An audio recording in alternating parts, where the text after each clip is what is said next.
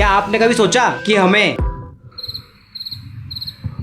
जमाई क्यों आती है? लेकिन अगर मुझे जमाई आई तो मुझे देखकर आपको भी जमाई क्यों आने लगती है? दरअसल इसे कहते हैं कंटेजियस यानिंग। लेकिन जब हम किसी दूसरे इंसान को जमाई लेते देखते हैं तो हमारे दिमाग में उसके एक्शन को समझने और उसे अपने दिमाग में कॉपी करने से जुड़े कुछ हिस्से एक्टिव हो जाते हैं और इसी वजह से हमारे अंदर भी जमाई यानी उबासी लेने का रिस्पॉन्स ट्रिगर हो जाता है। यानी सामने वाला जमाई लेता है और हमारा ब्रेन भी अनजाने में उसे एक्शन को फॉलो करने लगता है। अब सच सच बताना, क्या वीडियो देखते देखते आपको भी जमाई आई या नहीं? अगर आई तो कमेंट में आई लिखना, क्योंकि अगर आपको जमाई आई तो समझ लो मेरा एक्सपेरिमेंट काम कर गया। अगर आपको ये जानकारी अच्छी लगी तो वीडियो को लाइक करें और चैनल को सब्सक्राइब करें।